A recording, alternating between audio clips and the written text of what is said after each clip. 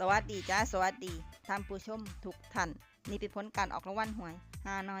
ยพิเศษประจำวันที่4มิถุนายน2569รางวัลเลข2ตัวรางเลขที่ออก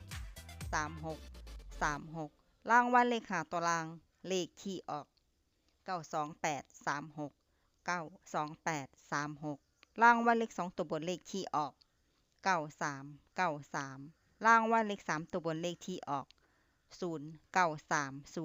093093รางวัลเลข5ตัวเลขที่ออก0093000093นี่ก็เป็นผลออกรางวัลหวยฮาน